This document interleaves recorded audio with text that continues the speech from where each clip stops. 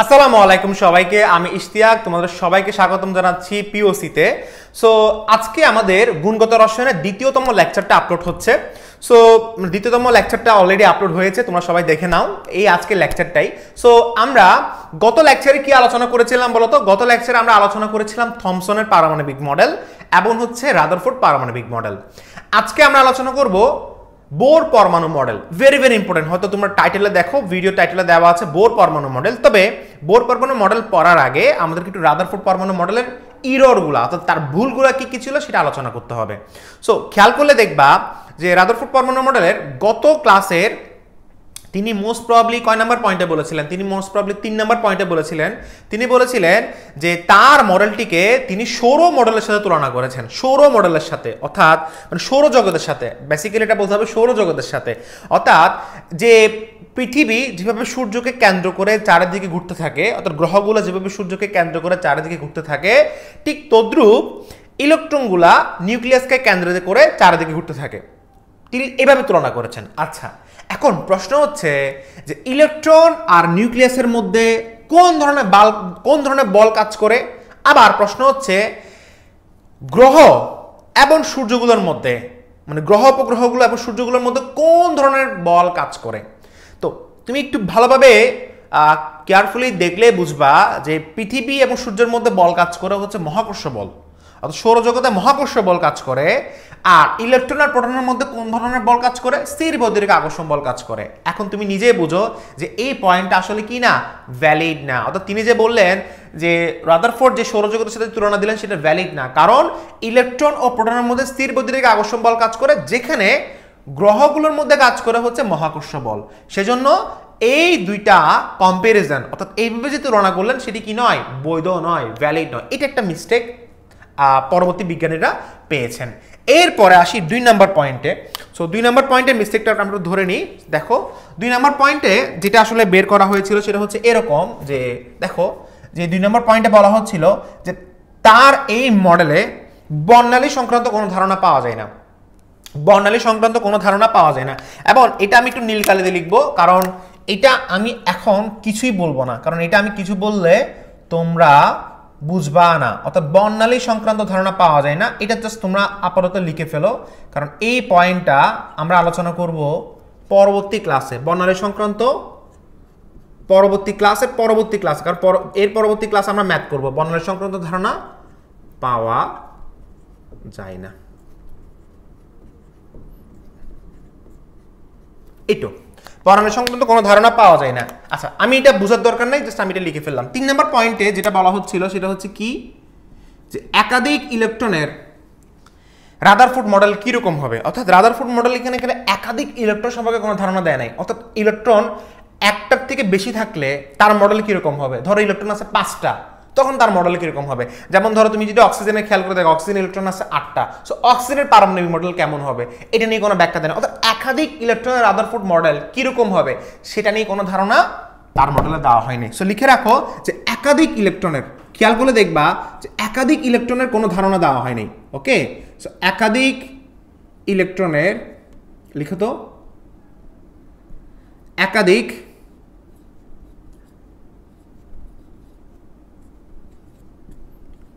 ইলেকট্রনের Rutherford model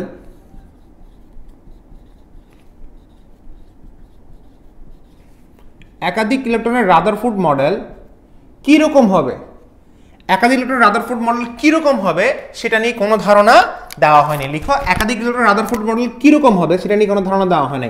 অর্থাৎ এক শক্তি স্তরে কয়টি ইলেকট্রন থাকবে, অর্থাৎ যদি লিখি, অর্থাৎ এক শক্তি স্তরে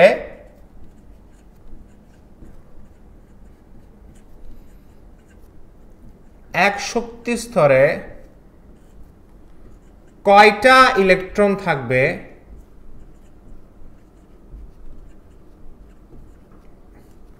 এক শক্তি স্তরে কয়টা ইলেকট্রন থাকবে সেটা নিয়ে কোনো ধারণা দেওয়া হয়নি। অর্থাৎ এটাই বলতে চাচ্ছে যে একাধিক ইলেকট্রনের রাদারফোর্ড মডেল কিরকম হবে সেটা নিয়ে কোনো ধারণা আমরা পাওয়া যায়নি। ওকে, অথবা আমরা পাই নাই। আচ্ছা, এরপর আসি 4 নাম্বার পয়েন্টে। 4 নাম্বার পয়েন্টটা কি? 4 নাম্বারটা হচ্ছে ইলেকট্রন, তিনি বলেছেন যে কি ইলেকট্রন বৃত্তাকার কক্ষপথে, অর্থাৎ তিনি বলেছেন হচ্ছে এটা যদি নিউক্লিয়াস হয়, ইলেকট্রন নিউক্লিয়াসকে বৃত্তাকার কক্ষপথে পরিভ্রমণ করে, এখন প্রশ্ন হচ্ছে ইলেকট্রন যে নিউক্লিয়াসকে, যেমন এটা হচ্ছে কি, তিনি বলেছেন এটা হচ্ছে নিউক্লিয়াস, আচ্ছা আমরা বুঝলাম। এখন এটা হচ্ছে কি ইলেকট্রন, এখন তিনি ইলেকট্রনের ভর বেগ এবং ইলেকট্রনের যেহেতু ইলেকট্রন কণিকভাবে ঘুরে, কণিক মানে হচ্ছে বৃত্তাকার পথে ঘুরে না, তিনি বৃত্তাকার পথে মানে ঘুরতে থাকে, অর্থাৎ যে পৃথিবী যেভাবে সূর্যকে কেন্দ্র করে চারিদিকে ঘুরতে থাকে, ঠিক সেভাবে তিনি বলছেন ইলেকট্রন নিউক্লিয়াসকে কেন্দ্র করে চারিদিকে ঘুরতে থাকে। এখন যখন একটা জিনিস যখন বৃত্তাকার পথে ঘুরবে তখন তার কণিক বেগ থাকবে, তো কণিক বেগটা হচ্ছে কি ব্যাসার্ধের সাথে আর গুণ করলে সেটা কি বের হয়, কণিক বেগ হয়। ব্যাসার্ধের সাথে ব্যাগ গুণ করলে সেটা কি হয়, ব্যাসার্ধের সাথে আর হচ্ছে ব্যাসার্ধ, ব্যাগ হচ্ছে ভি, ব্যাসার্ধের সাথে ব্যাগ গুণ করলে সেটা কি বের হয়, কণিক বেগ বের হয়। এখন কণিক বেগ নিয়ে কোনো ধারণা দেওয়া হয়নি, অর্থাৎ ইলেকট্রনের কোনো ইনফরমেশন দেওয়া হয়নি, ইলেকট্রনের ব্যাগ কত হবে, ইলেকট্রনের যে কক্ষপথে ঘুরে তার ব্যাসার্ধ কি হবে বা ইলেকট্রনের কণিক বেগ কি হবে সেটা দেওয়া হয়নি। এবং মোস্ট ইম্পর্টেন্ট কথা হচ্ছে কক্ষপথের আকৃতি নিয়ে কোনো ধারণা দেওয়া হয়নি, কক্ষপথের আকৃতি, অর্থাৎ ইলেকট্রন যে কক্ষপথে ঘুরে, যেমন এটা হচ্ছে কি ধরো তিনি এটা কক্ষপথ বলে নাই, যে ধরো এটা কক্ষপথ বলতে এইভাবে যে এটা বলতেছে হচ্ছে তার কি বলো তার শেল, হ্যাঁ শেল মানে হচ্ছে কক্ষপথ, অর্থাৎ ইলেকট্রন যেখানে অবস্থান করে সেটাকে আমি বলতেছি কক্ষপথ আর কি। সো এই কক্ষপথের আকার আকৃতি নিয়ে কোনো ধারণা দেওয়া হয়নি, অর্থাৎ কক্ষপথের সাইজ, কক্ষপথের শেপ, এগুলো নিয়ে কোনো ধারণা দেওয়া হয়নি। এবং কক্ষপথের লাস্টে গিয়ে যদি বলো সেটা হচ্ছে and energy, size, shape and energy, মানে কক্ষপথের শক্তি অথবা কক্ষপথের শক্তি মানে হচ্ছে ইলেকট্রনের শক্তি, এগুলো নিয়ে কোনো ধারণা দেওয়া হয়নি। অর্থাৎ তার যে 4 নম্বর পয়েন্টে আছে সেটা বলতে বোঝানো হচ্ছে যে ইলেকট্রন যে রাদারফোর্ড যে বলেছিল ইলেকট্রন যে বৃত্তাকার কক্ষপথে পরিভ্রমণ করে, কই সেই ইলেকট্রন তো কণিক বেগ ধারণা দেওয়া হয়নি, ইলেকট্রনের কণিক বেগ বলা হয়নি, ইলেকট্রন যে কক্ষপথে ঘুরে সে কক্ষপথের ব্যাসার্ধ বলা হয়নি। অর্থাৎ কক্ষপথ ঘুরে ব্যাসার্ধ বলতে এটা বোঝানো হচ্ছে, অর্থাৎ এটা যদি নিউক্লিয়াস হয়, এই নিউক্লিয়াস থেকে কক্ষপথের মধ্যবর্তী দূরত্বটা কি ব্যাসার্ধ, অর্থাৎ ব্যাসার্ধ নিয়ে কোনো ধারণা দেওয়া হয়নি। এবং যে কক্ষপথে ঘুরে সে কক্ষপথের শক্তি, সে কক্ষপথের আকার আকৃতি কিছুই ধারণা দেওয়া হয়নি। এবং এটাই ছিল কত number point, 4 number point. So 4 number পয়েন্টে তোমরা একটু লিখে ফেলো এবং আমাদের যে পিডিএফটা আছে পিডিএফ এর মধ্যে তোমরা আরো ভালোভাবে লিখতে পারবে। এরপর আসি 5 নাম্বার পয়েন্টে। 5 নাম্বার পয়েন্টটা হচ্ছে সবচেয়ে গুরুত্বপূর্ণ পয়েন্ট। 5 নাম্বার পয়েন্টটা হচ্ছে সবচেয়ে কি গুরুত্বপূর্ণ পয়েন্ট। 5 নাম্বার পয়েন্টে কি সবচেয়ে গুরুত্বপূর্ণ পয়েন্ট। দেখো 5 নাম্বার পয়েন্ট আমরা যখন লিখবো সেখানে আমাদের একটা কথা লিখতে হবে, সেটা হচ্ছে কি ম্যাক্সওয়েল থিওরি। তোমাদের যেমন বইয়ের মধ্যে দেখবা যে একটা থিওরি লেখা আছে ম্যাক্সওয়েল থিওরি। কি থিওরি বলো তো? Maxwell theory. ম্যাক্সওয়েল কি বলছিল? ম্যাক্সওয়েল বলছিল কোন তড়িৎ চার্জযুক্ত কণা ক্রমান্বয়ে শক্তি বিকিরণ করে। ম্যাক্সওয়েল কি বলছিল বলো তো? ম্যাক্সওয়েল বলছিল কোন তড়িৎ চার্জযুক্ত কণা, কোন তড়িৎ চার্জযুক্ত কণা, কোন তড়িৎ চার্জযুক্ত কণা, কোন তড়িৎ চার্জযুক্ত কণা ক্রমান্বয়ে শক্তি বিকিরণ করে, ক্রমান্বয়ে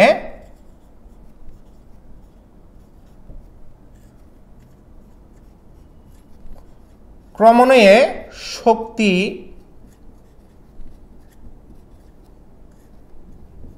বিকিরণ করে। কোন তড়িৎ চার্জযুক্ত কণা ক্রমান্বয়ে কি করে? শক্তি বিকিরণ করে। তার এই পয়েন্টটা খুবই গুরুত্বপূর্ণ পয়েন্ট। আমি একটু তার হচ্ছে এভাবে একটু উদ্বোধীমূলক চিহ্নটাগুলো দিই। কোন তড়িৎ চার্জযুক্ত কণা কি করে? ক্রমান্বয়ে কি করে? শক্তি বিকিরণ করে, শক্তি বিকিরণ করে। এটাই অর্থ কি? প্রথম কথা হচ্ছে তড়িৎ মানে কি? তড়িৎ মানে হচ্ছে যাদের কাছে ত্বরণ আছে। ওকে, চার্জ মানে কি? ইলেকট্রনের চার্জ কত? -1.6 × 10⁻⁻19 কুলম্ব।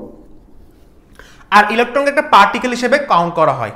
আচ্ছা সবকিছু বললাম। শক্তি বিকিরণ করে। আচ্ছা বিকিরণ মানে কি? রিলিজ করা।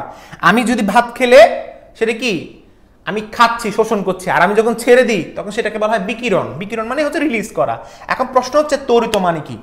তড়িৎ মানে হচ্ছে ত্বরণ। এখন তড়িৎ কেন বলা হচ্ছে? খেয়াল করে দেখো, এই যে আমাদেরকে যখন বললো যে একটা জিনিস খেয়াল করে দেখো, আমাকে রাদারফোর্ড বললো যে ইলেকট্রন নিউক্লিয়াসকে কেন্দ্র করে, খেয়াল করে দেখো আমাকে বলছিল যে ইলেকট্রন নিউক্লিয়াসকে কেন্দ্র করে চারিদিকে বৃত্তাকার কক্ষপথে পরিভ্রমণ করে।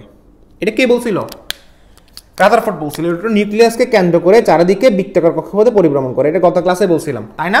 আচ্ছা, এখন স্বাভাবিকভাবে এটা পরবর্তীতে এক্সপ্লেন করা হয়েছিল এরকম ভাবে, সেটা হচ্ছে কি যে তুমি যখন ইলেকট্রন যখন দেখবা যে ইলেকট্রন চারিদিকে কক্ষপথে পরিভ্রমণ করতেছে, পরিভ্রমণ করা মানে কি, ধরো ইলেকট্রন এখান থেকে পরিভ্রমণ করা শুরু করছে, তাহলে বেসিক্যালি এইভাবে পরিভ্রমণ করবে, সে এদিকে যাবে, আবার সে এদিকে আসবে পরিভ্রমণ করতে করতে, আবার সে এদিকে আসবে পরিভ্রমণ করতে করতে, তাই না? আবার সে এদিকে আসবে পরিভ্রমণ করতে করতে। অর্থাৎ যতবার সে পরিভ্রমণ করতেছে, মানে এদিকে যাচ্ছে এদিকে যাচ্ছে, ততবার কিন্তু দিক পরিবর্তন হচ্ছে। অর্থাৎ এখান থেকে একটা জিনিস আমি বুঝতে পারলাম যে কি, তার পরিভ্রমণ করার সময় তার কি পরিবর্তন হচ্ছে? দিক পরিবর্তন হচ্ছে। কি পরিবর্তন হচ্ছে? দিকের পরিবর্তন হচ্ছে, অর্থাৎ দিক পরিবর্তন। আচ্ছা, এখন আমাকে বলো কেমিস্ট্রিতে না, ফিজিক্সে দিক পরিবর্তন বলতে কি বোঝানো হচ্ছে? যখন দিক পরিবর্তন হবে, যখন তুমি হচ্ছে দৌড়াতে ধরো তুমি স্ট্রেট দৌড়াচ্ছ, হুট করে তুমি ডানে মোড় দিছো, দিক পরিবর্তন করে বলছো। দিক পরিবর্তন করলে তোমার একটা সময়ে, মানে কিছুক্ষণ সময়ের জন্য তোমার ব্যাগের পরিবর্তন হবে না, বা তুমি যে স্পিডে যাচ্ছ হালকা করে স্পিডটা স্লো হয়ে যাবে না? অর্থাৎ দিক পরিবর্তন হলে সেখানে কি হবে? ব্যাগের পরিবর্তন হবে। দিক পরিবর্তন মানে অবভিয়াসলি সেটা কিসের পরিবর্তন বলো? ব্যাগের পরিবর্তন। দিক পরিবর্তন মানে সেটা অবভিয়াসলি কিসের পরিবর্তন? ব্যাগের পরিবর্তন। আর ব্যাগ পরিবর্তন মানে কি? ফিজিক্সের ভাষায় ব্যাগ পরিবর্তন মানে কি? সেখানে কি আসবে? ত্বরণ আসবে। সেখানে কি আসবে? অ্যাক্সেলারেশন। অ্যাক্সেলারেশন মানে ত্বরণ, ব্যাগ পরিবর্তন মানে ত্বরণ। ব্যাগ পরিবর্তন মানে কি? ত্বরণ। সেজন্য বলা হচ্ছে যে কোনো তড়িৎ চার্জযুক্ত কণা ক্রমান্বয়ে কি করে? শক্তি বিকিরণ করে। আচ্ছা, এখন তড়িৎ বুঝছো? আচ্ছা, তার চার্জ তাও বুঝছো। এখন সে কেন বলে যে শক্তি বিকিরণ করে, কেন? আচ্ছা, এটা আমি একটু ব্যাখ্যাটা আর একটু সুন্দরভাবে দিই। সো আমি ত্বরণ বোঝানোর জন্য আমি এটা আঁকলাম। এখন দেখো, এরপর দিয়ে আমি এখন আসলাম হচ্ছে যে সে কি বললো? সে বললো যে ইলেকট্রন এই নিউক্লিয়াসকে কেন্দ্র করে চারিদিকে বৃত্তাকার কক্ষপথে পরিভ্রমণ করে। আচ্ছা, কিভাবে বৃত্তাকার কক্ষপথে পরিভ্রমণ করে? ধরো এটা হচ্ছে ইলেকট্রন, এটা হচ্ছে ইলেকট্রন। হ্যাঁ, এখন ইলেকট্রন ঘুরতেছে ঘুরতেছে ঘুরতেছে ঘুরতেছে ঘুরতেছে, এইভাবে ঘুরতেছে। বেসিক্যালি কিভাবে ঘুরতেছে বলো? এইভাবে ঘুরতেছে। ইলেকট্রন কিন্তু এইভাবে ঘুরতেছে। খেয়াল করে দেখো, আমি এইভাবে কেন অঙ্কন করলাম? এইভাবে কেন আমি অঙ্কন করলাম? আচ্ছা, এইভাবে আমি কেন অঙ্কন করলাম? একটা জিনিস খেয়াল করে দেখো। প্রথম কথা হচ্ছে ইলেকট্রন হচ্ছে কি? তড়িৎ চার্জযুক্ত কণা। তড়িৎ চার্জযুক্ত কণা। চার্জ মানে কি বলতো? আমাকে জাস্ট বলো, চার্জ মানে কি? চার্জ মানে হচ্ছে তার এনার্জি। চার্জ মানে কি? তার এনার্জি। সহজ কথা, চার্জ মানে কি? তার এনার্জি। কেউ যদি জিজ্ঞেস করে ইলেকট্রনের শক্তি আছে, হ্যাঁ শক্তি আছে। কত শক্তি? সেটা হচ্ছে তার চার্জটাই। ইলেকট্রনের যে চার্জটা আছে সেটা হচ্ছে তার শক্তি, সেটা হচ্ছে তার এনার্জি। আচ্ছা, এখন একটা জিনিস খেয়াল করে দেখো, ইলেকট্রন যখন ঘুরতে থাকে, ঘুরতেছে, যতবার ঘুরবে ততবার সে তার শক্তিটাকে ইউজ করবে, ততবার তার শক্তিটাকে খরচ করবে। আর শক্তি খরচ করা মানে কি? শক্তি বিকিরণ করা। আবারও বলতেছি, শক্তি খরচ করা মানে কি? শক্তি বিকিরণ করা। শক্তি খরচ করা মানে কি? শক্তি বিকিরণ করা। এখন ম্যাক্সওয়েলের তত্ত্ব অনুসারে, এখন দেখো ইম্পর্টেন্ট কথা, ম্যাক্সওয়েলের তত্ত্ব অনুসারে একটি ইলেকট্রন যখন বৃত্তাকার কক্ষপথে পরিভ্রমণ করে, তুমি বলতেছো ভাই এইভাবে না পরিভ্রমণ করা না, ম্যাক্সওয়েল কি বলছে দেখো, ম্যাক্সওয়েল বলতেছে একটি ইলেকট্রন যখন বৃত্তাকার কক্ষপথে পরিভ্রমণ করে তখন সে ক্রমান্বয়ে শক্তি বিকিরণ করে। আবারও বলতেছে, ম্যাক্সওয়েল কি বলছে দেখো, একটি ইলেকট্রন যখন বৃত্তাকার কক্ষপথে পরিভ্রমণ করে তখন সে ক্রমান্বয়ে শক্তি বিকিরণ করে, এবং শক্তি বিকিরণ করতে করতে ক্রমশ সে শক্তি হারাতে থাকে। অবভিয়াসলি তোমার অনেকগুলো এনার্জি আছে, তোমাকে বললাম যে তুমি দৌড়াতে থাকো, তো দৌড়াতে তোমার একটা সময় শক্তি তুমি কি করবা? ক্ষয় করতেছো। শক্তি ক্ষয় করার মানে কি? শক্তি হারাতে থাকা। তো এক সময় সে শক্তি বিকিরণ করতে করতে এক সময় সে কি করে? শক্তি হারাতে থাকে, এবং শক্তি হারিয়ে সে কিসে পরিণত হয়? নিউক্লিয়াসে পরিণত হয়, মানে নিউক্লিয়াসে পতিত হয়। পরিণত না, নিউক্লিয়াসে পতিত হয়। অর্থাৎ স্বাভাবিক, ধরো তুমি হচ্ছে এটা একটা রশি, সরি এটা একটা ধরো বিন্দু, এটা কেন্দ্রবিন্দু, আর এখানে আছে কেন্দ্রবিন্দু বরাবর একটা রশি নিয়ে আমি তোমাকে এইভাবে চারিদিকে দৌড়াচ্ছি, গোল গোল গোল করে দৌড়াচ্ছি। এখন তুমিও তোমার যতক্ষণ শক্তি আছে ততক্ষণ তুমি দৌড়াতে থাকবা। একটা সময় কি যেমন তখন শক্তি যখন শেষ হয়ে যাবে তখন কি করবা? রশিটা দৌড়াতে দৌড়াতে রশিটা হচ্ছে ছিঁড়ে বা রশিটা হচ্ছে ছিঁড়বে না, বাট তুমি ছিঁড়ে বাট তোমার শক্তিটা ক্ষয় হয়ে তুমি আমার দিকে চলে আসবে, অর্থাৎ কেন্দ্রের দিকে চলে আসবে। তো বেসিক্যালি সিস্টেমটা হচ্ছে এরকম, এখানে যে ইলেকট্রন যখন নিউক্লিয়াসে বৃত্তাকার কক্ষপথে যখন পরিভ্রমণ করতেছে তখন সে একসময় শক্তি কি করতে থাকে, বিকিরণ করতে থাকে। শক্তি বিকিরণ করা মানে কি, শক্তি হারাতে থাকা, এবং সেই শক্তি হারিয়ে কোথায় চলে যায়, নিউক্লিয়াসে চলে যায়। এখন শক্তি হারিয়ে যখন নিউক্লিয়াসে যখন চলে আসে বা নিউক্লিয়াসে যখন পতিত হয়, সেখানে রাদারফোর্ড পরমাণু মডেলের একটা অস্থায়ী অবস্থা সৃষ্টি হয়। সেখানে রাদারফোর্ড পরমাণু মডেলের একটা কি হয়, অস্থায়ী অবস্থা সৃষ্টি হয়, অস্থায়ী অবস্থার সৃষ্টি হয়। অর্থাৎ রাদারফোর্ড পরমাণু মডেলের আর অস্তিত্ব থাকে না। অর্থাৎ ইলেকট্রন যদি নিউক্লিয়াসে পতিত হয়, সেখানে রাদারফোর্ড পরমাণু মডেলের আর অস্তিত্ব থাকবে না। কেন? কারণ ইলেকট্রন নিউক্লিয়াসে আসতে পারবে না। অর্থাৎ এইভাবে ঘুরতে ঘুরতে শক্তি হারিয়ে, শক্তি বিকিরণ করে, ফার্স্টে শক্তি বিকিরণ করে, এবারে শক্তি হারিয়ে, এবং শক্তি হারাতে সে নিউক্লিয়াসে ঢুকে যায়। এখন দেখো, নিউক্লিয়াসে যদি ঢুকে দেয়, সেখানে আর কি হবে না, রাদারফোর্ড পরমাণু মডেলে আর অস্তিত্ব থাকবে না। এটাই বোঝানো হচ্ছে। তো এখান থেকে আমরা বলতে পারি যে ম্যাক্সওয়েলের তথ্য অনুসারে রাদারফোর্ড পরমাণু মডেল তার পরমাণুর স্থিতিশীলতা ব্যাখ্যা করতে ব্যর্থ হয়েছিল। থমসনের মতো স্থিতিশীলতা ব্যাখ্যা করতে কি হয়েছিল, ব্যর্থ হয়েছিল। এটা আমি একটু তোমাদেরকে একটু সুন্দর করে নোট ডাউন করে দিই। একটু দেখো তো আমি কিভাবে লিখতেছি।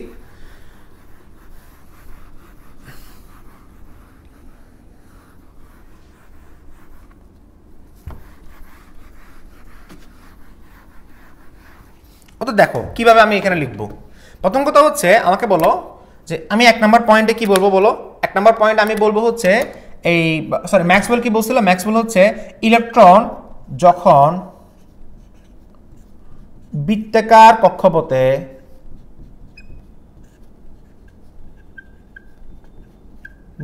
কক্ষপথে পরিভ্রমণ করে, ইলেকট্রন যখন বৃত্তাকার কক্ষপথে কি করে, পরিভ্রমণ করে, তখন সে শক্তি বিকিরণ করে। তখন কি করে, তখন সে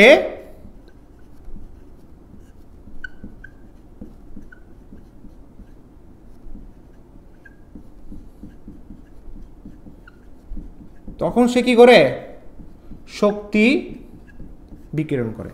এবং বৃত্তাকার কক্ষপথে পরিভ্রমণ, তখন সে শক্তি বিকিরণ করে, এবং শক্তি বিকিরণ করতে করতে একসময় সময় সে শক্তি হারাতে থাকে। তো লিখো, শক্তি বিকিরণ করতে করতে শক্তি বিকিরণ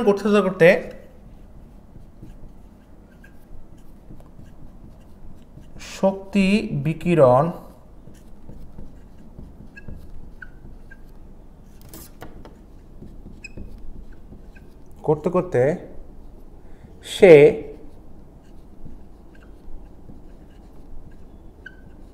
ক্রমশ শক্তি হারাতে থাকে।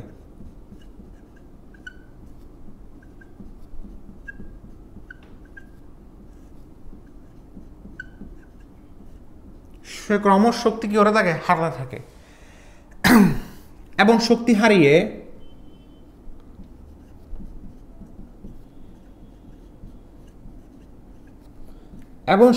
হারিয়ে ইলেকট্রন নিউক্লিয়াসে পতিত হয়। ইলেকট্রন নিউক্লিয়াসে কি হয়, পতিত হয়। এখানে রাদারফোর্ড মডেলের মানে এই পয়েন্টে এসে, এখানে লাল কাজে লিখতেছি, এখানে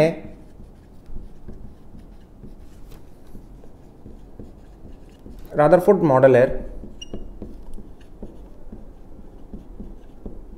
অস্থায়ী অবস্থার সৃষ্টি হয়।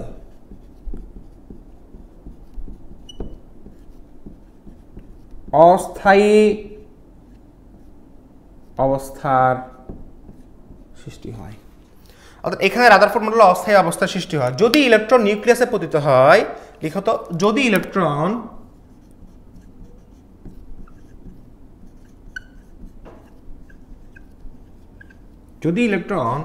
নিউক্লিয়াসে পতিত হয়,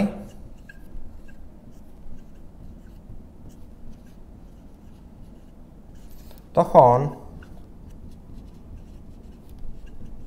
রাদারফোর্ড মডেলের আর অস্তিত্ব থাকে না। অর্থাৎ এখান থেকে বলা যায় রাদারফোর্ড তার পরমাণুর মডেলের স্থিতিশীলতা ব্যাখ্যা করতে ব্যর্থ হয়েছিল। এটাই শেষ। সো আমাদের পড়া এখানেই শেষ, মানে রাদারফোর্ড এখানে শেষ। আমরা এখন চলে যাব বোর পরমাণু মডেলে। আচ্ছা, এখন আমরা আলোচনা করব বোর পরমাণু মডেল। একটু আগে আমরা আলোচনা করেছিলাম রাদারফোর্ড পরমাণু মডেলের সীমাবদ্ধতা। আচ্ছা, তোমরা খেয়াল করে দেখবা রাদারফোর্ড এবং বোর পরমাণু মডেলের অনেক মতবিরোধ রয়েছে। অর্থাৎ রাদারফোর্ড যা যা বলেছিল তার অনেক সংশোধন নিয়ে এসেছিল কে? বোর। সে 1913 সালে বোর এসেছিল এবং 1911 সালে রাদারফোর্ড তার থিওরিগুলো আমাদেরকে বলে দিয়ে গিয়েছে। আচ্ছা, খেয়াল করে দেখো, আমাদেরকে প্রথম কথা হচ্ছে রাদারফোর্ডও বলেছিল যে পরমাণুর কেন্দ্রে একটা নিউক্লিয়াস থাকে এবং নিউক্লিয়াসের মধ্যে হচ্ছে সমস্ত ভর এবং ধনাত্মক চার্জ কেন্দ্রীভূত। ঠিক একই কথা বোরও বলেছিল। বোর কি বলেছিল দেখো, পরমাণুর কেন্দ্রে পরমাণুর সমস্ত ভর এবং ধনাত্মক চার্জ কেন্দ্রীভূত, তাকে কি বলে? নিউক্লিয়াস বলে। কিন্তু এই পয়েন্টটা তো আসলে দিয়ে কিছু হবে না, কারণ এটা রাদারফোর্ডও বলেছিল, বোরও বলেছিল। মেইন জায়গায় একটা কি বলো, একটা শক খেয়েছিল যে এই জায়গায়, সেটা হচ্ছে কি যে ইলেকট্রন স্থির শক্তি ও স্থির ব্যাগ নিয়ে স্থির কক্ষপথে পরিভ্রমণ করে। এটা কোন ধরনের কথা? এটা বোর এসে বললো। বোর এসে কি বললো দেখো, ইলেকট্রন স্থির শক্তি ও স্থির ব্যাগ নিয়ে স্থির কক্ষপথে পরিভ্রমণ করে। এখন প্রশ্ন হচ্ছে স্থির কক্ষপথ মানে কি, স্থির ব্যাগ মানে কি, স্থির শক্তি মানে কি? খেয়াল করে দেখো, স্থির কক্ষপথ মানে হচ্ছে যার এনার্জি ফিক্সড। স্থির কক্ষপথ মানে কি? যার এনার্জি ফিক্সড, যার এনার্জি ফিক্সড থাকবে তাকে বলা হচ্ছে কি? স্থির কক্ষপথ, তাই না? আচ্ছা, এই এনার্জি ফিক্সড হলো কক্ষপথকে তার ভাষায় বলা হচ্ছিল স্টেশনারি অরবিট। তার ভাষায় মানে বোরের ভাষায় বোর বলতেছিল স্টেশনারি অরবিট। স্টেশনারি অরবিট মানে স্টেশনারি মানে হচ্ছে কনস্ট্যান্ট, অর্থাৎ ফিক্সড থাকবে। অরবিট মানে কি? শক্তি স্তর অথবা কক্ষপথ। দেখো, যাহাই অরবিট তাহাই কক্ষপথ তাহাই শক্তি স্তর। কি বললাম? যাহাই অরবিট যাহাই কক্ষপথ তাহাই শক্তি স্তর। স্থির শক্তি ও স্থির ব্যাগ নিয়ে ইলেকট্রন স্থির কক্ষপথে পরিভ্রমণ করে। ইলেকট্রন কি করে? স্থির কক্ষপথে পরিভ্রমণ করে। ইলেকট্রন স্থির শক্তি স্থির ব্যাগ নিয়ে স্থির কক্ষপথে পরিভ্রমণ করে। এখন খেয়াল করে দেখো, প্রথম কথা হচ্ছে আমরা যখন আলোচনা করেছিলাম হচ্ছে কি আলোচনা করেছিলাম বলো? আমরা আলোচনা করেছিলাম হচ্ছে বোর পরমাণু মডেল, না তার আগে রাদারফোর্ড পরমাণু মডেল আলোচনা করেছিলাম। সো রাদারফোর্ড পরমাণু মডেলের মধ্যে একটা জিনিস তুমি খেয়াল করে দেখবা যে ইলেকট্রন গোল গোল ঘুরে। রাদারফোর্ড কি বলছিল? ইলেকট্রন গোল গোল করে। সে কিন্তু ফিক্স কক্ষপথের কথা সে বলেই নেই। সে বলছে ইলেকট্রন নিউক্লিয়াসকে বৃত্তাকার পথে পরিভ্রমণ করে। ধরো এটা হচ্ছে ইলেকট্রন হচ্ছে কি করে? নিউক্লিয়াসকে বৃত্তাকার কক্ষপথে পরিভ্রমণ করে। এই যে ইলেকট্রন নিউক্লিয়াসকে বৃত্তাকার কক্ষপথে গোল গোল গোল ঘুরে। এটা কার মডেল বলতো? এটা হচ্ছে রাদারফোর্ড পরমাণু মডেল। এটা কার মডেল বলতো? এটা হচ্ছে রাদারফোর্ড মডেল। অর্থাৎ রাদারফোর্ড কোনো স্থির শক্তি বা স্থির ব্যাগ বা স্থির কক্ষপথ কিছুই বলা নাই। সে বলছে ইলেকট্রন গোল গোল ঘুরে। এখন বোর এসে কি বললো? বোর এসে বললো যে ইলেকট্রন একটা ফিক্সড সার্কুলার অরবিট, অর্থাৎ একটা স্থির বৃত্তাকার কক্ষপথে পরিভ্রমণ করবে। স্থির বৃত্তাকার কক্ষপথ। এটা কোন ধরনের কথা? অর্থাৎ ইলেকট্রনকে এখন যেখানে সেখানে পাওয়া যাবে না। অর্থাৎ ইলেকট্রন যেখানে পাওয়া যাবে সেটা হবে স্থির কক্ষপথ। এই যে দেখো ইলেকট্রন, এটা স্থির কক্ষপথ। এরপরে দেখো ছোট করে এখানে দিলাম একটা স্থির কক্ষপথ। অর্থাৎ যেখানে ইলেকট্রনকে পাওয়া যাচ্ছে সেটাই হবে স্থির কক্ষপথ। অর্থাৎ এটাই হচ্ছে দেখো স্থির কক্ষপথ। অর্থাৎ ইলেকট্রন যেখানে রিভলভ করতেছে সেটাই হচ্ছে কি? স্থির কক্ষপথ। ইলেকট্রন যেখানে রিভলভ করতেছে এটা হচ্ছে কি? স্থির কক্ষপথ। এটা আমি একটু সেন্টারে রাখি, কারণ এটা আসলে সেন্টারে থাকে। এটা কোথায় থাকে বলো? সেন্টারে থাকে। এই যে এটা সেন্টারে থাকে। ইলেকট্রন কোথায় করে? স্থির কক্ষপথে পরিভ্রমণ করে। দেখছো, ইলেকট্রন স্থির কক্ষপথে পরিভ্রমণ করে। আচ্ছা, এখন এই যে কক্ষপথে সে যে পরিভ্রমণ করতেছে এই কক্ষপথগুলোকে বলা হচ্ছে কি? অরবিট। অথবা এটাকে আরেকটা নাম আছে শেল, এবং এটা বাংলা নাম, এগুলো আগে লিখে ফেলো। বাংলা নাম হচ্ছে কি? শক্তি স্তর। অথবা এটাকে আরেকটা কথা বলা হয়, সেটা হচ্ছে কি? কক্ষপথ। সবগুলো সেম কথা, হ্যাঁ? আচ্ছা, এখন ইলেকট্রনকে যেখানে সেখানে পাওয়া যাবে না। রাদারফোর্ড পরমাণু মডেল ইলেকট্রন যেখানে সেখানে থাকতো। যেমন ধরো ইলেকট্রন এই জায়গায় সব জায়গায় ইলেকট্রন থাকতো। বাট বোর পরমাণু মডেলে ইলেকট্রন শুধুমাত্র একটা সার্টেন অরবিটে পাওয়া যাবে, নির্দিষ্ট কক্ষপথে তাকে পাওয়া যাবে। ইলেকট্রন যেখানে সেখানে পাওয়া যাবে না। ইলেকট্রন এই অরবিটে। অর্থাৎ ইলেকট্রন এখানে থাকবে না, ইলেকট্রন এখানে থাকবে, আবার ইলেকট্রন এখানে থাকবে না, এখানে থাকবে। অর্থাৎ বিষয়টা হচ্ছে কি? যে ফিক্সড সার্কুলার অরবিট, নির্দিষ্ট কক্ষপথে তাকে পাওয়া যাবে। এটাই কি বলছে? বোর এসে বললো। এবং এই কক্ষপথগুলোকে সে একটা নাম দিয়েছিল। সে কি নাম দিয়েছিল দেখো? তার এই কক্ষপথগুলোকে বলা হচ্ছে স্টেশনারি অরবিট। স্টেশনারি অরবিট, যার বাংলা হচ্ছে কি বলতো, যার বাংলা হচ্ছে স্থির কক্ষপথ। এবং স্টেশনারি অরবিটের সে যে নাম দিয়েছিল সেটা হচ্ছে কি, কে এল এম এন, অর্থাৎ কে হচ্ছে যেটাকে বলা হয় প্রথম শক্তি স্তর, অর্থাৎ K equal to 1, N equal to 2, M equal to 3 আর এন ইকুয়াল টু 4। 1 2 3 4, অর্থাৎ এগুলো হচ্ছে প্রথম শক্তি স্তর, দ্বিতীয় শক্তি স্তর, তৃতীয় শক্তি স্তর, চতুর্থ শক্তি স্তর। কথা বোঝা গেছে? আচ্ছা, এখন খেয়াল করে দেখো যে তার এই পয়েন্টে একটা জিনিস বোঝা যাচ্ছে যে ইলেকট্রন হয়তো তুমি প্রথম শক্তি স্তরে পাবা, কে তে পাবা, না হলে এল এ পাবা, না হলে এম এ পাবা, না হলে এন এ পাবা, এর বাইরে তুমি ইলেকট্রন পাবা না, এটাই বলতেছে। বাট রাদারফোর্ড এগুলো নিয়ে কোনো ব্যাখ্যা দেয় না। রাদারফোর্ড বলছে ডিরেক্ট কি, যে ইলেকট্রন কক্ষপথে না, ইলেকট্রন গোল গোল ঘুরে, কক্ষপথে বলে না, ইলেকট্রন গোল গোল ঘুরে, ইলেকট্রন কি করে, গোল গোল ঘুরে, এটাই বলছে, আর কোনো কিছুই সে বলে নাই। আশা করে বোঝাতে পারছি। এখন আসি 3 নাম্বার পয়েন্টে। আস্তে আস্তে আরো অনেক কথা বের হবে, যেমন এখনো স্টিল অনেকগুলো কনফিউশন আছে যে ইলেকট্রন কিভাবে ঘুরে, কিভাবে ঘুরতেছে, একটু দেখান, অনেক কিছু আসলে ব্যাখ্যা আসতে পারে, বাট সেগুলো আমরা আস্তে আস্তে পরবর্তী পয়েন্টে জানবো। 3 নাম্বার পয়েন্টে সে কি বললো দেখো, 3 নাম্বার পয়েন্টে সে কি বললো, 3 নাম্বার পয়েন্টে সে বললো যে ইলেকট্রন যে কক্ষপথে পরিভ্রমণ করবে, আবার বলতেছি, ইলেকট্রন যে কক্ষপথে পরিভ্রমণ করে, আমি একটু দেখি, হ্যাঁ, ইলেকট্রন যে কক্ষপথে পরিভ্রমণ করবে সেই কক্ষপথের কৌণিক ভরবেগ ফিক্স থাকবে। এটা আবার কোন ধরনের কথা, খেয়াল করে দেখো কি বলছে, দেখো ইলেকট্রন যে কক্ষপথে, অথবা ইলেকট্রন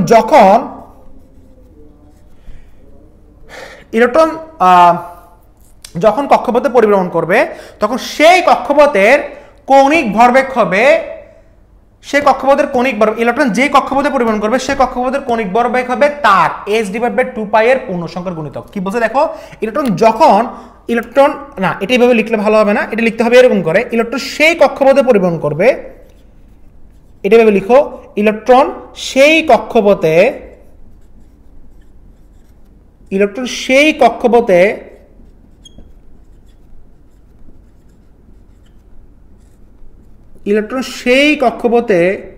পরিভ্রমণ করে যেই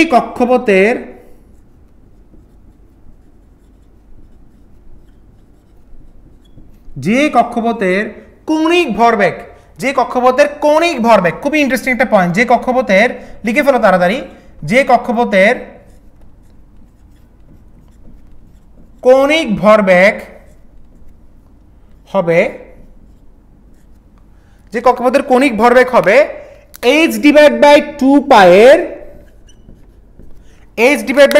এর পূর্ণ সংখ্যার গুণিতক, h/2π এর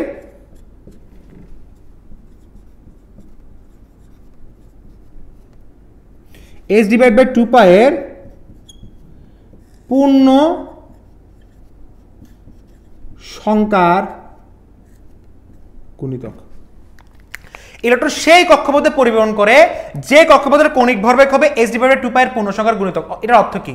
এটার অর্থ হচ্ছে তিনি বলছেন যে ইলেকট্রন যে কক্ষপথে পরিভ্রমণ করবে সেটা কৌণিক ভরবেগ হবে h/2π এর পূর্ণ সংখ্যার গুণিতক। কৌণিক ভরবেগ আমি বুঝাচ্ছি, তার আগে একটা জিনিস বলো, তিনি কি বলছেন, তিনি বলছেন যে কৌণিক ভরবেগ, যেটাকে তিনি বলছিলেন L, এটাকে তিনি L দ্বারা ডিফাইন করছেন। তিনি বলছেন যে L ইকুয়াল টু সবসময় হবে h/2π, এরপর হবে 2h/2π, এরপর হবে 3h/2π, এরপর হবে 4h/2π, এরপর হবে 5h/2π ডট ডট ডট। অর্থাৎ খেয়াল করে দেখো সবগুলো হবে পূর্ণ সংখ্যার গুণিতক। দেখো 1 2 3 4 5 সবগুলো পূর্ণ সংখ্যা হতে হবে, h/2π এর পূর্ণ সংখ্যা। কখনো এরকম হওয়া যাবে না, কখনো যদি এরকম লিখো যে 1.1 অথবা 1.5 h/2π, এরপর যদি লিখো 2.7 h/2π, অর্থাৎ কখনো এইভাবে লেখা যাবে না, কখনো এইভাবে আমি লিখতে পারবো না। অর্থাৎ সবসময় আমাকে লিখতে হবে কিরকম, এরকম লিখতে হবে, অর্থাৎ এটা আমি কখনো লিখতে পারবো না, ঠিক আছে? এই জিনিসটা লেখা যাবে না, অর্থাৎ ভগ্নাংশ হওয়া যাবে না, সবসময় কি হতে হবে, পূর্ণ সংখ্যা হতে হবে, সবসময় কি হতে হবে বলো, পূর্ণ সংখ্যা হতে হবে। আশা করি বোঝাতে পারছি। এখন প্রশ্ন হচ্ছে কৌণিক ভরবেগ মানে কি, এটা আমাদের একটু বুঝতে হবে, কৌণিক ভরবেগ মানে কি। আচ্ছা, তার আগে আমরা এটা একটু মুছে ফেলি, এই জিনিসটা মুছে ফেলি। একটু খেয়াল করে দেখবা যে ইলেকট্রন যখন নিউক্লিয়াসকে কেন্দ্র করে চারিদিকে একটা ফিক্সড সার্কুলার অরবিটে যখন ঘুরে তখন হচ্ছে কিরকম হয়, খেয়াল করে দেখো তো। ধরো এটা হচ্ছে একটা অরবিট, হ্যাঁ, অরবিট মানে শক্তি স্তর। এরপর এটা কি, এটা হচ্ছে নিউক্লিয়াস, এটা হচ্ছে কি নিউক্লিয়াস। হ্যাঁ, এখন খেয়াল করে দেখো নিউক্লিয়াসের কেন্দ্র করে ইলেকট্রন চারিদিকে ঘুরতেছে। ধরো ইলেকট্রন এই জায়গায় একটা আছে, এই জায়গায় একটা আছে, তো সে চারিদিকে ঘুরতেছে। কিভাবে ঘুরতেছে দেখো তো, এইভাবে। এবং সে যখন ঘুরতেছে তখন তার দিক পরিবর্তন হচ্ছে। হ্যাঁ, এটা স্বাভাবিক। তুমি যখন আসলে একটা জায়গায় যখন তুমি ধরো দৌড়াদৌড়ি করবা, হুট করে তুমি দিক চেঞ্জ করে ফেলছো, মানে গুললে তো তুমি দিক চেঞ্জ করবা, এবং বৃত্তাকার পথে গুললে কি হবে, দিক চেঞ্জ করবা। আর যখন দিক চেঞ্জ করবা, হুট করে তোমার ব্যাগের পরিবর্তন হবে, কারণ তুমি একদিকে দৌড়াদৌড়ি করতেছো, হুট করে দিক চেঞ্জ করছো। তো দিক চেঞ্জ করলে কি হবে বলো তো, ব্যাগের পরিবর্তন হবে। তুমি ঘুরতেছো, এইভাবে আবার দিক চেঞ্জ হচ্ছে, আবার ঘুরতেছো, আবার দিক চেঞ্জ হচ্ছে। যতবার দিক চেঞ্জ করবা, সরি যতবার ঘুরবা ততবার দিক চেঞ্জ হবে। আর দিক চেঞ্জ হলে কিসের হবে বলো, ব্যাগের পরিবর্তন হবে। দিক চেঞ্জ হলে সেখানে কি পরিবর্তন হবে, ব্যাগের পরিবর্তন হবে। অর্থাৎ দিক পরিবর্তন ইকুয়াল টু ব্যাগ পরিবর্তন। দিক পরিবর্তন ইকুয়াল টু কি,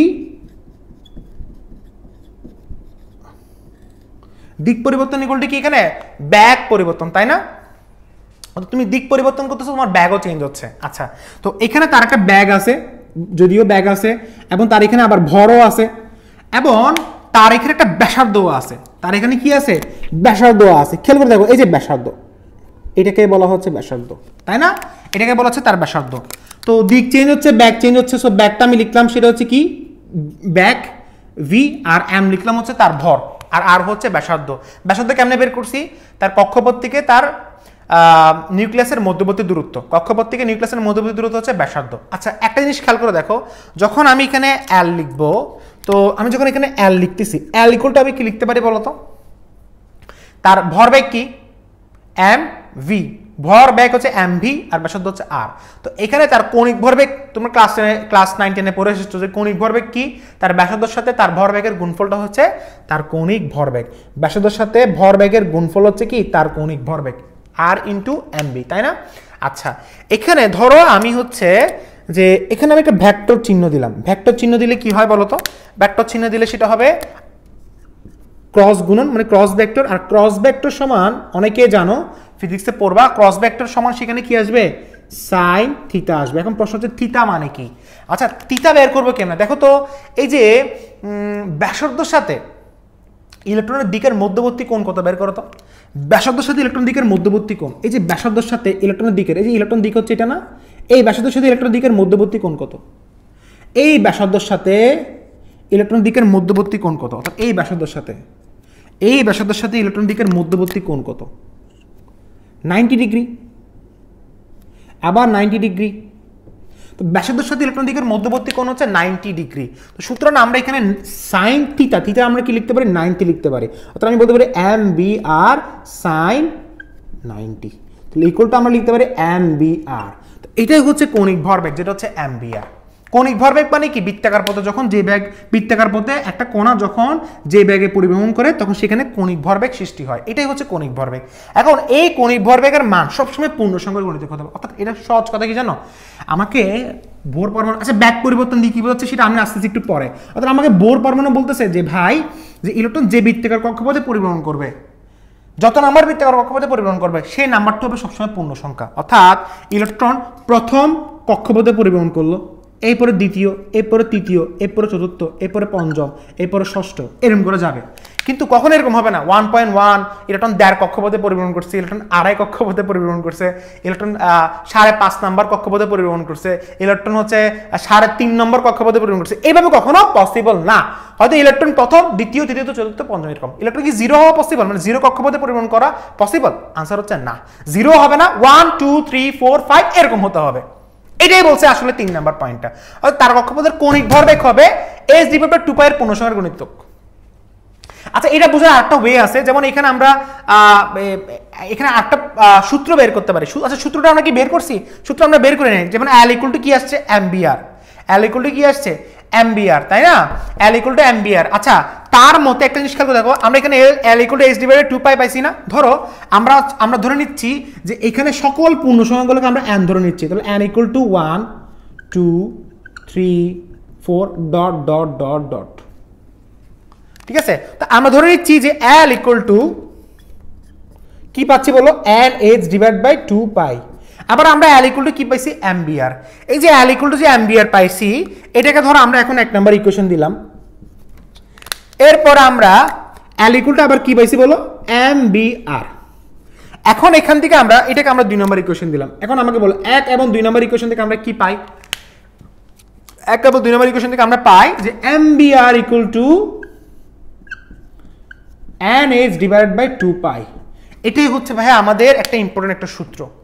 এটা হচ্ছে কণিক ভরবেগের সূত্র। খেয়াল করে দেখো এখানে m হচ্ছে ইলেকট্রনের ভর, ব্যাগ হচ্ছে ইলেকট্রনের ব্যাগ, আর হচ্ছে কক্ষপথের সাথে নিউক্লিয়াসের মধ্যবর্তী দূরত্ব, আর n হচ্ছে এই n হচ্ছে শক্তি স্তরের মান, সেটা 1 2 3 4 যেকোনো হতে পারে। h হচ্ছে প্লাঙ্কের ধ্রুবক। প্লাঙ্কের ধ্রুবকের সূত্র হচ্ছে 6.626 into 10 to the power -34 joule second. আর পায়ের মান তোমরা সবাই জানো 3.1416। তো এটা হচ্ছে কি ইলেকট্রনের কৌণিক ভরবেগ। তাহলে এটা হচ্ছে কি ইলেকট্রনের কৌণিক ভরবেগ। অর্থাৎ 3 নম্বরে আমরা কার ধারণা পাইছি? ইলেকট্রনের কৌণিক ভরবেগের ধারণা পাইছি। আচ্ছা এটাকে আমি অন্যভাবে ব্যাখ্যা করতে পারি, কিভাবে দেখো তো? সেটা কিভাবে দেখো,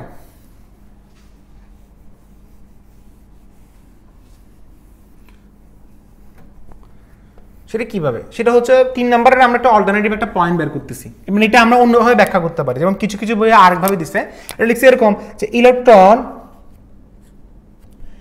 যে বৃত্তাকার কক্ষপথ, এখানে একটা পয়েন্ট আমরা লিখে নিই, ইলেকট্রন যে বৃত্তাকার কক্ষপথে পরিভ্রমণ করে সেই বৃত্তাকার কক্ষপথে, অর্থাৎ সেই কক্ষপথে একটি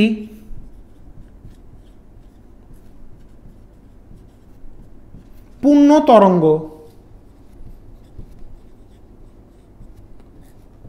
তরঙ্গ সম্পন্ন হয়।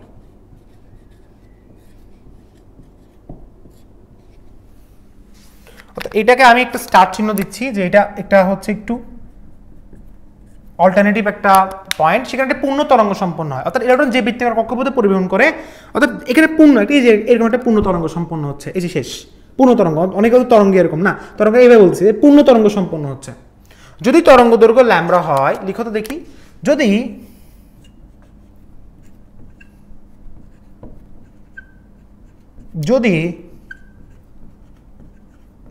তরঙ্গ দৈর্ঘ্য ইকুয়াল টু, তরঙ্গ দৈর্ঘ্য কি হবে দেখি, লিখো, বলো কমেন্টে বলো তরঙ্গ দৈর্ঘ্য কি হবে, ব্যাসার্ধ কি হবে? আমরা একটু আগে ধরেছিলাম না ব্যাসার্ধ কি হবে? তরঙ্গ দৈর্ঘ্য যদি কি হবে বলো, তরঙ্গ দৈর্ঘ্য আমরা কি ধরি? ল্যামডা ধরি। তরঙ্গ দৈর্ঘ্য ইকুয়াল টু ল্যামডা আর ব্যাসার্ধ ইকুয়াল টু আর। তরঙ্গ দৈর্ঘ্য ল্যামডা আর ব্যাসার্ধ আর, এবং যদি n সংখ্যক পূর্ণ তরঙ্গ সম্পন্ন হয়, এবং যদি n সংখ্যক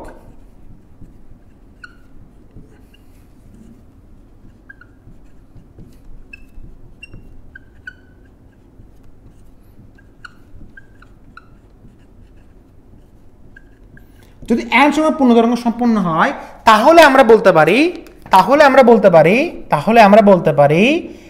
n lambda equal to 2 pi r। তাহলে আমরা বলতে পারি কি n lambda equal to 2 pi r। এটাই একটা সূত্র, এটা একটা ফর্মুলা।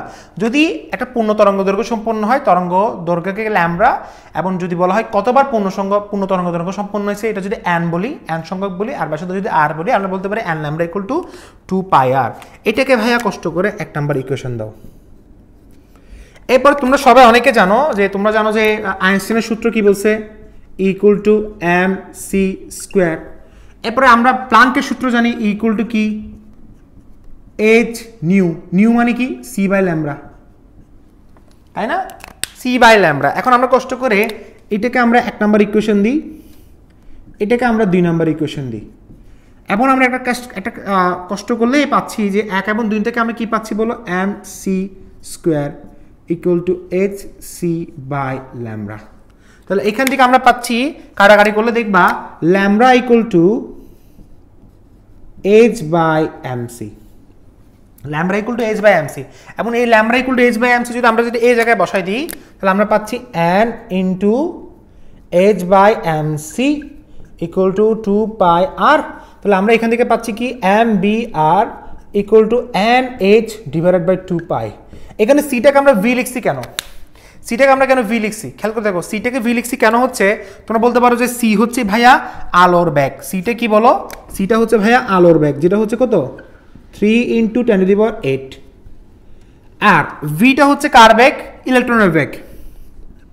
তো সি আর ভি একইভাবে লেখা যাবে কেন? কারণ ইলেকট্রনের ব্যাগ হচ্ছে 2 পয়েন্ট, একটু পরে সেটা প্রমাণ করে দিচ্ছি, একটু পরে আসতে আসতে সেটা 2.16 × 10⁸ মিটার পার সেকেন্ড, অর্থাৎ অলমোস্ট আলোর ব্যাগের সমান। সেখানে সি আর বি আমি একই লিখতে পারি। তাহলে আশা করি একটা জিনিস আমরা পাইলাম কি, এমবিআর = ns/2π, এটাই হচ্ছে আমাদের একটা ফর্মুলা।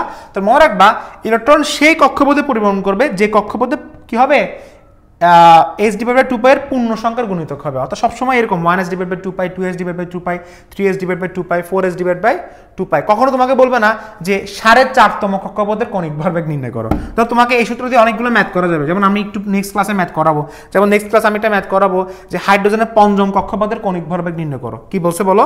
হাইড্রোজেনের 5ম কক্ষপথের, যদি হাইড্রোজেনের 5ম কক্ষপথ থাকবে, এটা নিয়ে অনেক কনফিউশন থাকবে, আমি বলি যা হোক বাদ দাও। হাইড্রোজেনের 5ম কক্ষপথের কণিক ভরবেগ নির্ণয় করো। তাহলে 5ম কক্ষপথের কণিক ভরবেগ n = কত হবে 5, তাহলে 5s/2π, এটাই आंसर। যদি বলে সোডিয়ামের তৃতীয় কক্ষপথের কণিক ভরবেগ নির্ণয়, সোডিয়ামের তৃতীয় কক্ষপথের কণিক ভরবেগ হবে 3s/2π, এর মানগুলো বসাবো, ঠিক আছে? এইভাবে অনেকগুলো ম্যাথ আমরা করব। ওকে, সো আমরা 3 নাম্বার গেল, আমরা শেষ করলাম। এখন আমরা চলে যাচ্ছি সবচেয়ে মোস্ট ইম্পর্টেন্ট একটা পয়েন্টে। সেটা কি?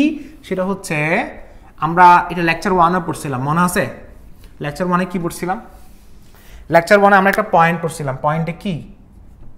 সেটা হচ্ছে যে ইলেকট্রন যখন বৃত্তাকার কক্ষপথে, ইলেকট্রন যখন নিউক্লিয়াসকে কেন্দ্র করে চারিদিকে বৃত্তাকার কক্ষপথে যখন পরিভ্রমণ করে, তখন ইলেকট্রন এবং নিউক্লিয়াসের মধ্যবর্তী স্থিরবৈদ্যুতিক আকর্ষণ বল কেন্দ্রমুখী বল সরবরাহ করে। বলছিলাম এটা। ইলেকট্রন যখন, দেখো, ইলেকট্রন যখন নিউক্লিয়াসকে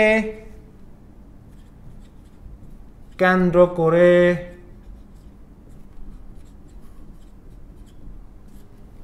বৃত্তাকার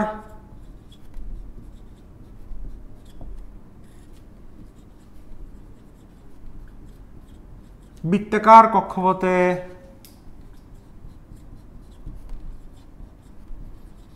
পরিভ্রমণ করে,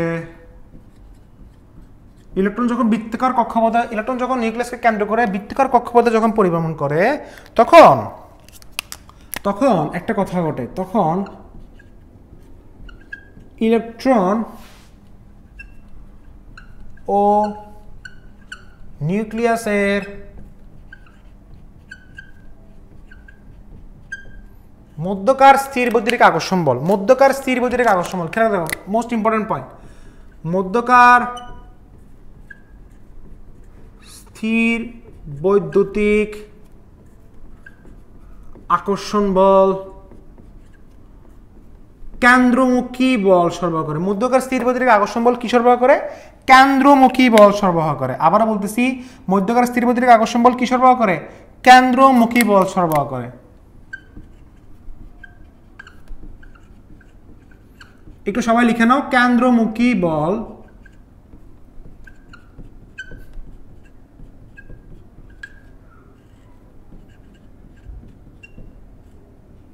মধ্যকার স্থির বৈদ্যুতিক আকর্ষণ বল কেন্দ্রমুখী বল সরবরাহ করে। এই পয়েন্টে একটু সমস্যা আছে অনেকেরই, আমি এটা একটু ভালোভাবে ব্যাখ্যা করব। আচ্ছা, আমি গত ক্লাসে বলছিলাম যে ইলেকট্রন যখন, গত ক্লাসে মনে আছে যে একদম লেকচার 1-এ বলছিলাম যে এরকম বলছিলাম যে এফ হচ্ছে কি, দেখো এফ হচ্ছে ফার্স্ট ইয়ারে কি ছিল? ই ছিল স্থির বৈদ্যুতিক, প্রোটন এবং ইলেকট্রনের মধ্যে আগে ফার্স্টে স্থির বৈদ্যুতিক আকর্ষণ বল ছিল, পরবর্তীতে ইলেকট্রনটা কি করতো? ওই আকর্ষণ বলটাকে অন্যভাবে কাজে লাগাইছিল এবং সেটা কি কেন্দ্রমুখী বলে কনভার্ট করছে। এবং লাস্টে গিয়ে আমরা দেখতে পাই যে এফ ইকুয়াল টু কি? এফসি। তো সি মানে কি? সেন্ট্রিপেটাল ফোর্স বলছিলাম না? সি মানে কি? Centripetal force. সি মানে কি? গত ক্লাসে বলছিলাম সেন্ট্রিপেটাল ফোর্স, যেটাকে বলা হয় কেন্দ্রমুখী বল। আর ই মানে হচ্ছে ইলেকট্রোস্ট্যাটিক ফোর্স, মানে হচ্ছে স্থির বৈদ্যুতিক আকর্ষণ বল, তাই না?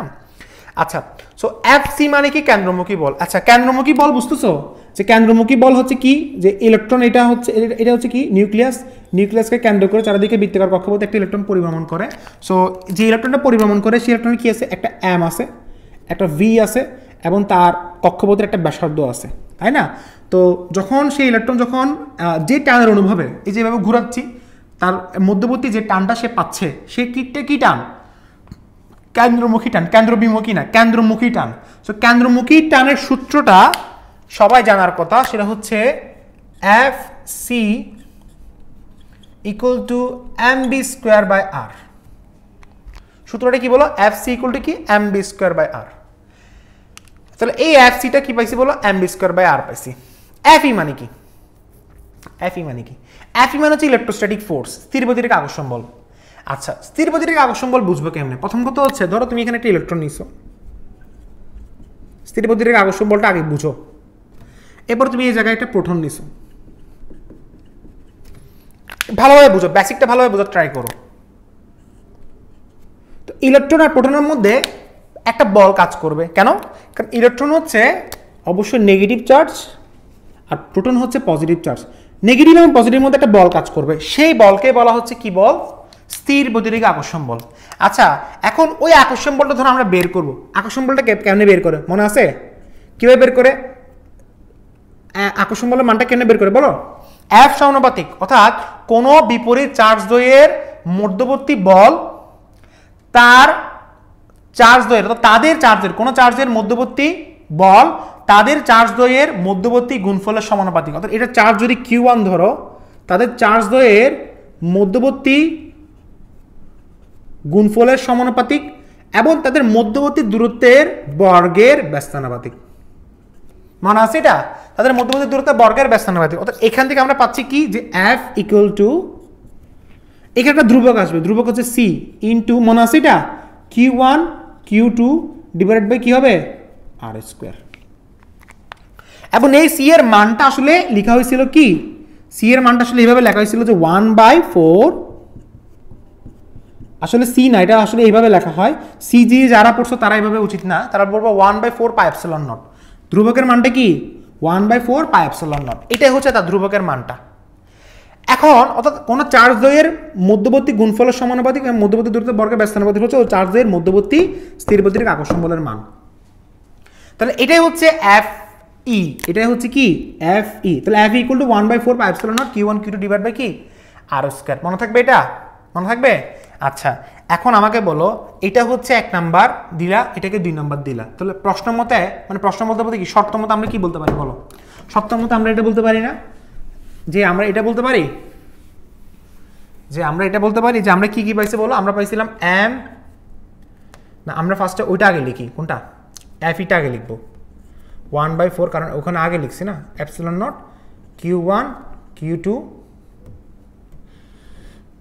দেখো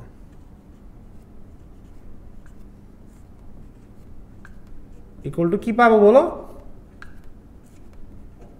mv²/r।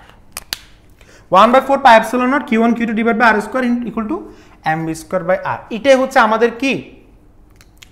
একটা সূত্র, তাই না? এটা একটা আমাদের সূত্র। কিন্তু এখানে আরো অনেক কাজ আছে, এটাকে তুমি এখন আপাতত লিখো যে এখানে আরেকটা কাজ আছে, যেমন এই জিনিসটাকে একটু সুন্দরভাবে সাজানো লেখা যায়, আর একটু সাজানো লেখা যায় কিভাবে বলো তো? যে আমরা Q1 Q2 এর মানগুলো লিখতে পারি, তাই না? ধরো এই যে একটা ইলেকট্রন আর একটা কি? প্রোটন, তাদের মধ্যে কি ধরনের আকর্ষণ বল বিদ্যমান বলো তো? তাদের মধ্যে আকর্ষণ বল বিদ্যমান হচ্ছে স্থির বৈদ্যুতিক আকর্ষণ বল। Fe মানে স্থির বৈদ্যুতিক আকর্ষণ বল। এখন দেখো ইলেকট্রনের চার্জটাকে আমি ধরলাম E, ইলেকট্রনের চার্জ কত? -1.6 × 10⁻⁻, আমি এটা মাইনাস ধরে আমি এটাকে E ধরছি। প্রোটনের চার্জটাকে আমি কি ধরবো বলো তো? ইলেকট্রনের প্রোটনের চার্জ সেম না, এটাকে আমি ধরলাম E।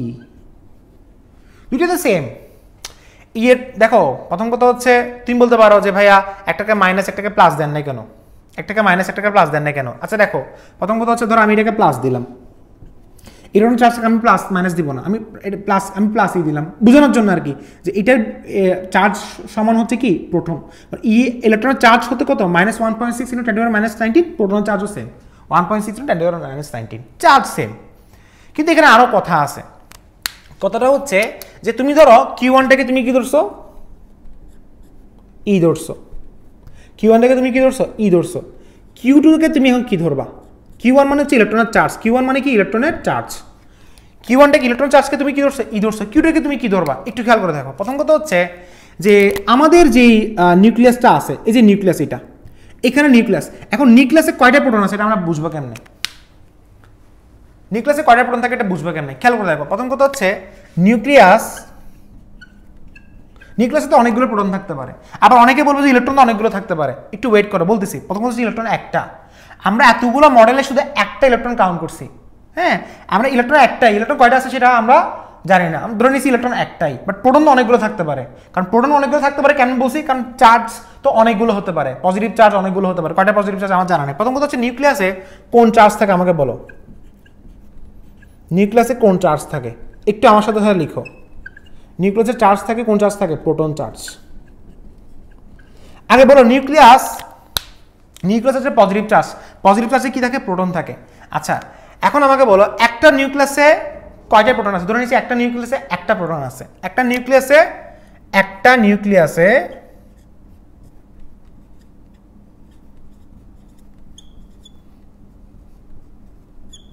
প্রোটন আছে একটা।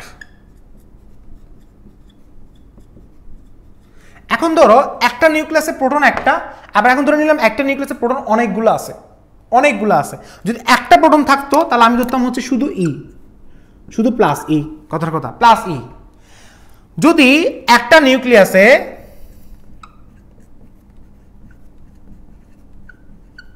পাঁচটা প্রোটন আছে তাহলে প্লাস 5e, 6টা প্রোটন আছে প্লাস 6e। এখন কয়টা প্রোটন আছে এটা আমরা জানি না।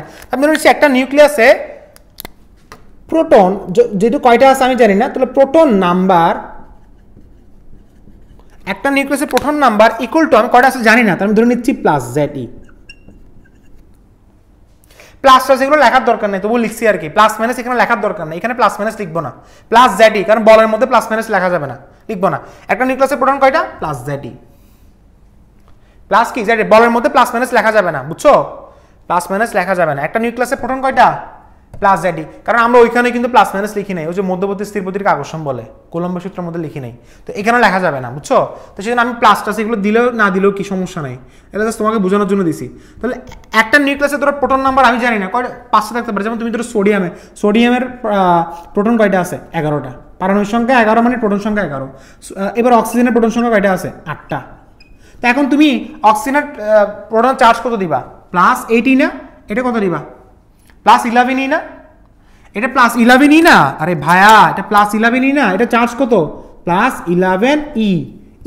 এর আদান কত? 1.6 × 10⁻19। এটা চার্জ কত? 8e।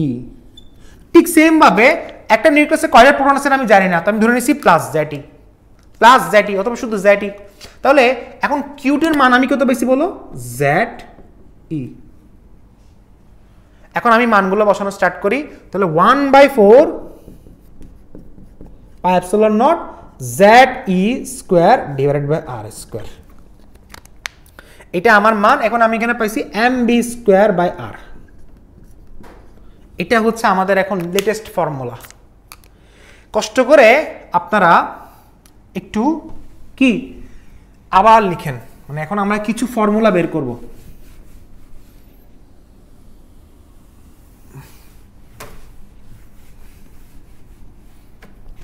আমাদের বোঝানো শেষ, তো আমরা এখন আবার ফর্মুলা বের করব। দেখো আমরা কি কি পাইছি, দেখো আমরা এখন পাইছি NH divided by 2π equal to MBR। আমরা এটা পাইছি। এটাকে এখন কষ্ট করে 1 নাম্বার ইকুয়েশন দাও।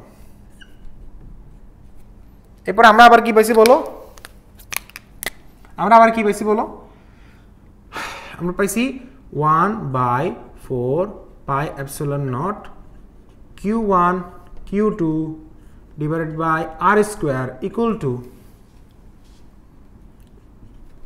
mb square by r। এটা হচ্ছে 2 নাম্বার ইকুয়েশন।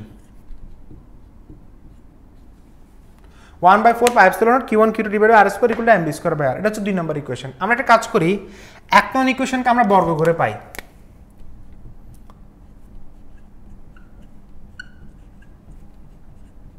এক নংকে আমরা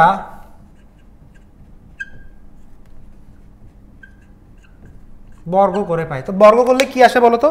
বর্গ করলে আসে হচ্ছে যে n² H²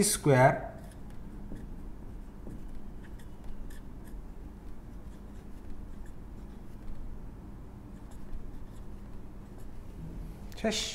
N square H square divide by 4 pi square equal to M square B square R square. এটাকে এখন আমরা দিলাম 3 নম্বর ইকুয়েশন। এখন আমরা একটা কাজ করি, 3 ননকে 2 নন দ্বারা ভাগ করে পাই। 3 ননকে 2 নন দ্বারা ভাগ করে পাই। সো 3 নন কত পাইছি বলো? 3 নন হচ্ছে এটা,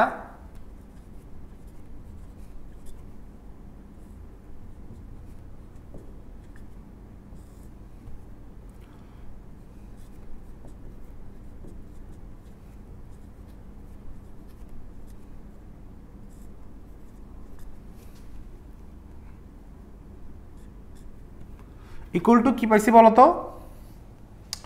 এম স্কোয়ার বি স্কোয়ার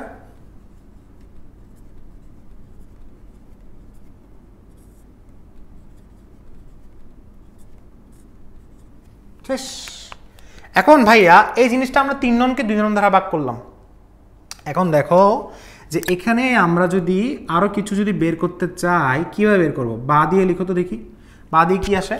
যে প্রথম কথা হচ্ছে আমরা এটাকে একটু করে ফেলি, মানে আর একটু শর্টকাট করার চেষ্টা করি। N square H square 4 pi square একসাথে করা যেত, বাট একসাথে করতেছি না।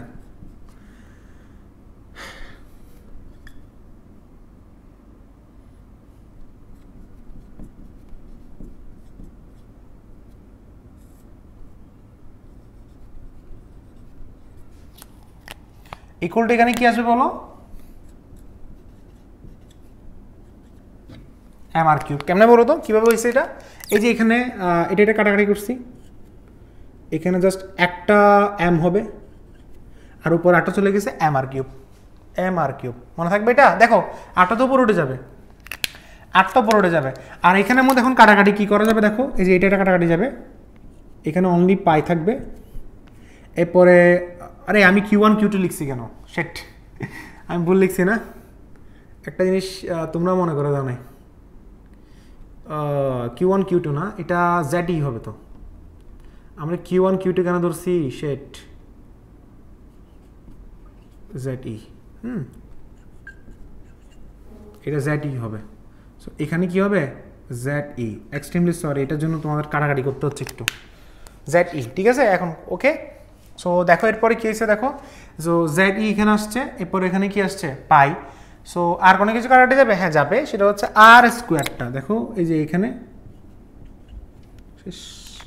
তাহলে আমি এখানে কি পাইছি দেখো তো, এখানে কি ফর্মুলা পাইছি? এখানে আমি পাইছি এই পাশে লিখে আর equal to N square H square into epsilon naught divided by pi M ZE square. পাইছি নাকি দেখো তো? আর equal to N square H square into epsilon naught divided by pi M ZE square. Pi M ZE square, E square হবে, আমরা ই square দিই না, আবার ZE স্কোয়ার ছিল তো, ZE স্কোয়ার, ZE স্কোয়ার। এখন ঠিক আছে, ZE স্কোয়ার ওকে। আমরা কি ZE স্কোয়ার দিছিলাম? হ্যাঁ দিছিলাম, কারণ ZE না দিলে একটু করে দিও। ZE দেখো ওটা কি ছিল? প্লাস ই, আর ওটা হচ্ছে মানে প্লাস ই বলতে একটা ছিল ই, আরটা হচ্ছে ZE। তো ZE গুণ করলে এটা হচ্ছে প্রোটনের চার্জ, এটা হচ্ছে ইলেকট্রন চার্জ, তাহলে গুণ করলে কি আসে? ZE স্কোয়ার আসে। ওকে লিখে দিও ঠিক আছে, ZE স্কোয়ার। তাহলে এটা হচ্ছে ব্যাসার্ধ নির্ণয়ের সূত্র। এখন আমরা ইলেকট্রনের ব্যাগ নির্ণয়ের সূত্রটা একটু বের করি। ইলেকট্রনের ব্যাগ, বলছি ইলেকট্রনের ব্যাগ নির্ণয়ের সূত্র কেমনে বের করে একটু দেখি। আসো প্রথম বলছি ইলেকট্রনের ব্যাগ কীভাবে নির্ণয় করবো। আমাদের সূত্র কি ছিল দেখো তো? আমাদের সূত্র ছিল এটা, যে MBR equal to NH divided by 2 pi. MBR equal to NH divide by কী হবে? 2 পাই হবে। খেয়াল করে দেখো যে এখানে আর এর মানটা যদি আমরা যদি বসাই দিই, আর এর মান যদি এখানে বসাই দিই, তাহলে আর এর মান এখানে একটা শর্টকাট বের হবে। আমি এখানে শর্টকাটটা পরে লিখবো। ধরো আমি এখানে একটা স্পেস দিলাম, তাহলে আমি এখানে ধরো এখানে বের করলাম, ধরো M into V into R এর মান কত? N square H square into epsilon naught divided by pi M ZE square, N H divided by 2 pi. তো এখন দেখো এই যে আমি যদি এখানে যদি গুণ করি কীভাবে হবে, মানে কাটাকাটি করলাম। ধরো কাটাকাটি কীভাবে করবো? পাই পাই কাটাকাটি যাবে, এম কাটাকাটি যাবে, এরপর আর কাটাকাটি যাবে, হ্যাঁ যাবে। এই যে এখানে শেষ। আর কাটাকাটি যাবে না। তাহলে আমি এখান থেকে পাচ্ছি কি যে V equal to Z E, sorry Z E না, হ্যাঁ V equal to Z E নাকি, V equal to Z E square. তাহলে ভি ইকুয়াল টু আমি এখানে পাচ্ছি Z E square divided by 2NH epsilon naught. V equal to Z E square divide by 2NH epsilon naught. তাহলে দুটো সূত্র পাইছি। এখন দেখো একটু ব্যাপার আছে এখানে, আমরা যে কনস্ট্যান্ট ভ্যালুগুলো আছে, কনস্ট্যান্ট ভ্যালু বলে বুঝো, মানে কোনটা কোনটা মান কনস্ট্যান্ট একটু বের করি। অ্যাপসিলনের মান আমি বের করে দিচ্ছি, দাঁড়াও। এখানে এইচ স্কোয়ার হচ্ছে কনস্ট্যান্ট, মানে কখনো তাদের মান চেঞ্জ হবে না। অ্যাপসিলনের মানও কনস্ট্যান্ট, পায়ের মানও কনস্ট্যান্ট, এম এর মানও কনস্ট্যান্ট, হ্যাঁ। ই স্কোয়ারের মানও কনস্ট্যান্ট, কিন্তু কোন মানটার মান কনস্ট্যান্ট না? এন স্কোয়ারের মান কনস্ট্যান্ট না, জেড এর মান কনস্ট্যান্ট না। কেন কনস্ট্যান্ট না একটু বলি। প্রথম কথা হচ্ছে এন হচ্ছে শক্তি স্তর, এখানে আমি সব লিখে দিচ্ছি। দেখো এন হচ্ছে কি বলো, আমি এখানে সবগুলো লিখে দিব, কি কি কি বোঝাচ্ছে একটু দেখো। প্রথম হচ্ছে এন, এরপরে জেড, এরপরে হচ্ছে এইচ, এরপরে হচ্ছে অ্যাপসিলন নট, এরপরে হচ্ছে এম, এরপরে হচ্ছে ই। দেখো এন ডি কি বোঝাচ্ছে বলো, এন ডি বোঝাচ্ছে অরবিট নাম্বার, মানে শক্তি স্তরের সংখ্যা।